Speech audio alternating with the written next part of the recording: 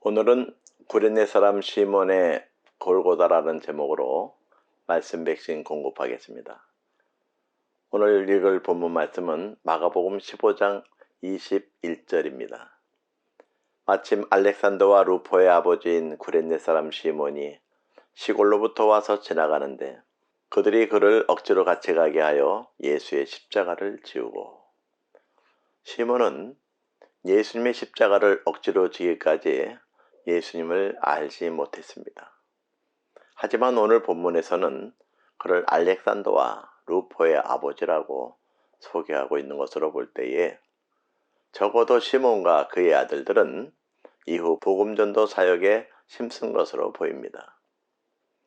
그들의 이름이 본문에 기록된 것으로 비춰볼 때에 아마도 초대교회 신자들에게 익숙한 이름이 아니었나 싶습니다. 시몬은 구레네 사람입니다. 구레네 지역은 오늘날로 말하면 아프리카 북부 지역입니다. 거기 사는 사람이 왜 예루살렘까지 온 걸까요?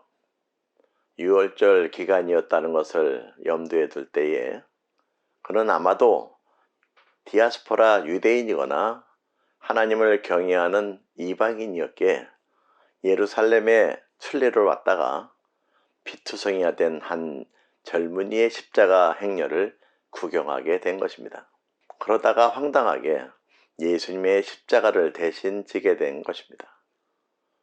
성경은 마침이라는 표현을 하고 있습니다. 하필이라고 할 만한 상황인데 말이죠. 하필 왜 그때 쓰러지셔서는, 하필 왜 나야?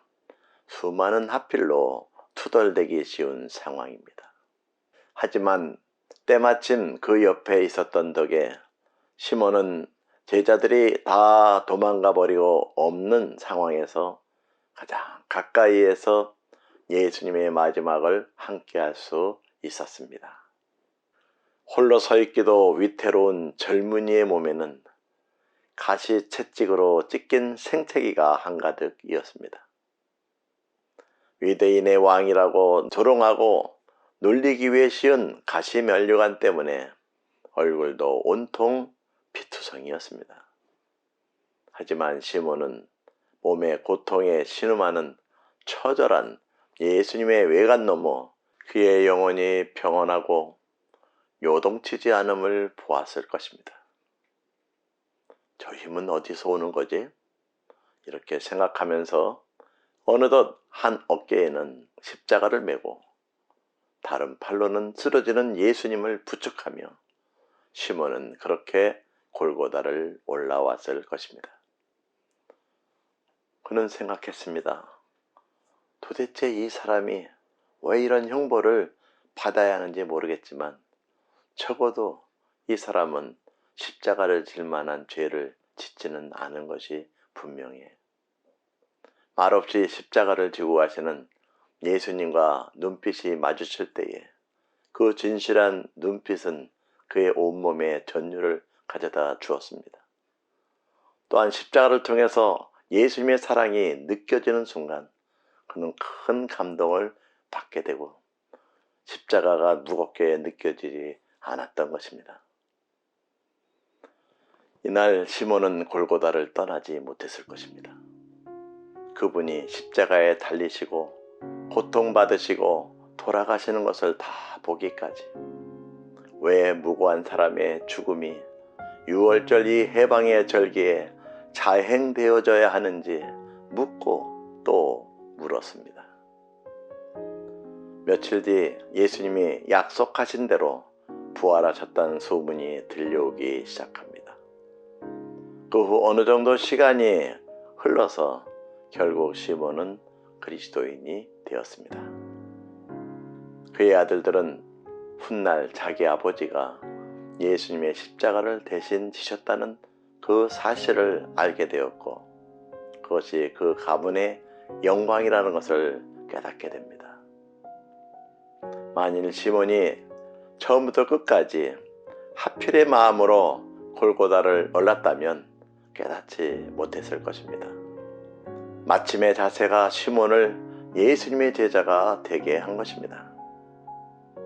여러분도 마침의 마음으로 긍정적인 마음을 길러야 합니다.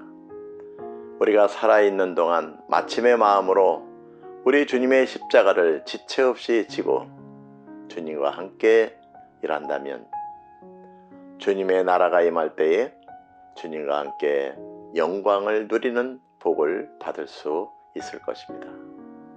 야고보서 1장 12절 말씀을 소개합니다.